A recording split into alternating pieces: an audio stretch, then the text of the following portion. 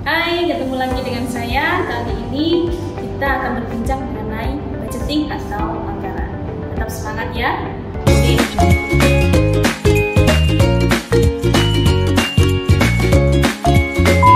Kita mulai. Dalam budgeting atau dalam pertemuan ini terdapat beberapa tujuan dalam pembelajaran, yaitu peranan anggaran dalam pengendalian dan pengambilan keputusan, identifikasi dan keterkaitan antar komponen biaya, menjelaskan flexible budgeting, dan yang keempat, penerapan activity based budgeting. Ketika menjalankan bisnis, perencanaan dan pengendalian dalam mengatur keuangan sangat diperlukan. Planning diperlukan untuk merencanakan tindakan yang akan dilakukan dalam mencapai tujuan.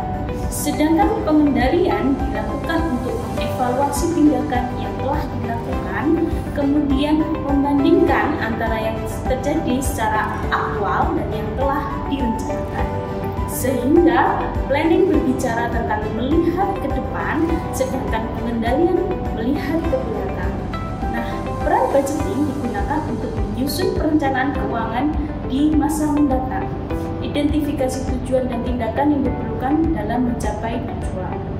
Perusahaan menyusun rencana anggaran merupakan cara yang paling efektif untuk menjaga bisnis dan transaksi tetap pada tracknya. Anggaran merupakan dasar pelaksanaan seluruh aktivitas usaha dalam satu periode, sehingga menyusun anggaran berarti juga merencanakan masa depan perusahaan. Maka dengan budgeting, keuntungan yang didapatkan perusahaan adalah memaksa manajemen untuk melakukan perencanaan, menyediakan informasi yang dapat dijadikan rujukan dalam meningkatkan pengambilan keputusan, menyediakan standar dalam evaluasi kinerja, dan yang terakhir meningkatkan komunikasi dan koordinasi. Terdapat beberapa hal mengenai istilah dalam budgeting. Ada yang disebut dengan master budget dan continuous budget. Master budget adalah rencana keuangan komprehensif untuk keseluruhan organisasi yang terdiri dari berbagai anggaran individual. Sedangkan continuous budget, anggaran berkelanjutan dalam rentang waktu 12 bulan. Anggaran ini selalu bergerak, selalu menambahkan 1 bulan dan menghilangkan 1 bulan yang telah berlalu. Kita membahas tentang master budget atau anggaran induk. Anggaran induk atau master budget dapat dibagi menjadi anggaran operasi dan anggaran keuangan. Anggaran operasi atau operating budget menjelaskan aktivitas yang menghasilkan pendapatan untuk perusahaan, penjualan produksi, dan persediaan barang jadi. Hasil utama dari anggaran operasi adalah laporan laba rugi performa atau yang dianggarkan. Sedangkan anggaran keuangan atau financial budget memuat rincian dari arus kas masuk dan arus kas keluar serta posisi keuangan secara keseluruhan. Arus kas masuk dan keluar yang direncanakan terdapat dalam anggaran kas. Oke, sekarang anggaran operasi apa? Itu terdiri dari laporan laba rugi yang dianggarkan serta beberapa data pendukung. Apa saja anggaran operasi? 1. Anggaran penjualan, anggaran produksi, anggaran pembelian bahan langsung, anggaran tenaga kerja langsung, anggaran overhead, anggaran beban penjualan dan administrasi, anggaran persediaan akhir barang jadi, dan anggaran harga pokok penjualan. Beberapa rumus yang digunakan dalam budgeting. Yang pertama, untuk menghitung unit produksi. Apa rumusnya? Unit to be produced adalah expected unit sales ditambah dengan units in ending inventory lalu dengan units in beginning inventory. Contoh, Texas Rate Corporation diubah ke bahan langsung atau direct material untuk produksi t-shirt Texas. Rex dan t-shirt ini menunjukkan bahannya t-shirt dan tinta polos untuk menghasilkan logo dinosaurus. Nah, penentuan direct materialsnya bagaimana?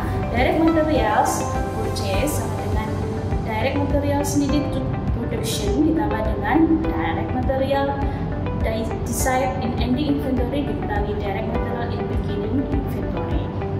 Bagaimana kita memproyeksikan pendapatan dari anggaran operasional? Nah, ini perkiraan pengadaan biaya penjualan dan administrasi, kemudian transfer semua informasi ke dalam laporan laba rugi yang kamu saksikan. Oke, sekarang kita melangkah ke anggaran keuangan. Anggaran keuangan yang biasanya disusun adalah anggaran kas, yang kedua anggaran neraca, dan anggaran pengeluaran modal.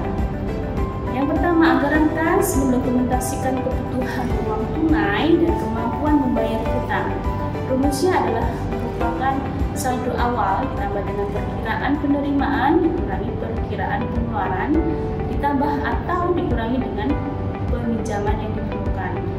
Sejelasnya bisa dilihat ini. Oke, penggunaan anggaran untuk evaluasi kinerja dibagi menjadi dua, yaitu anggaran statis dan anggaran fleksibel. Apa itu? Yang pertama, anggaran statis atau static budget adalah anggaran yang dibuat berdasarkan tingkat aktivitas yang sudah ditentukan. Sementara anggaran fleksibel atau flexible budget adalah anggaran yang menjadikan perusahaan memiliki kemampuan untuk menghitung biaya yang diharapkan selama rentang aktivitas. Anggaran fleksibel memiliki 3 kegunaan utama.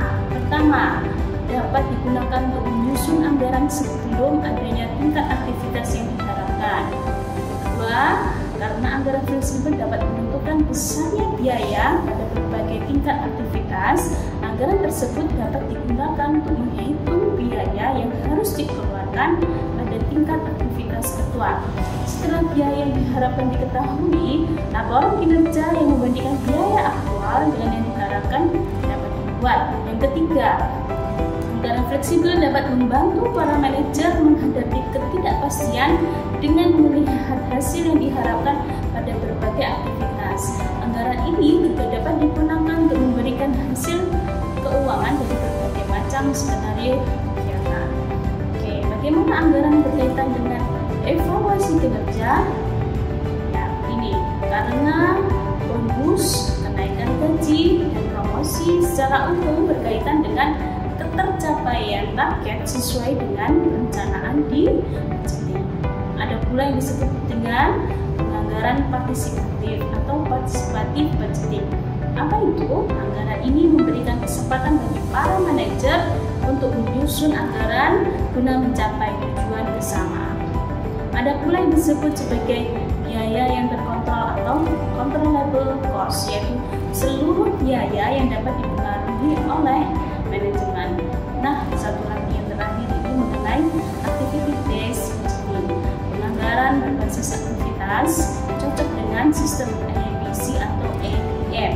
Anggaran ini dikembangkan untuk aktivitas perusahaan untuk menunjukkan sumber daya yang dikonsumsi. Bisa dilakukan dengan anggaran yang fleksibel seperti pada Exhibit 810 dan Exhibit 811. Bab ini akan dipelajari lebih khusus pada pertemuan berikutnya. Oke, alhamdulillah kita telah menyelesaikan bab pada pertemuan ini, yaitu budgeting atau anggaran. Hari ini kita setelah memahami fungsi dari budgeting dari sisi planning, controlling, dan berbagai jenis budgeting. Oke, sampai jumpa di video berikutnya. Salam sehat selalu.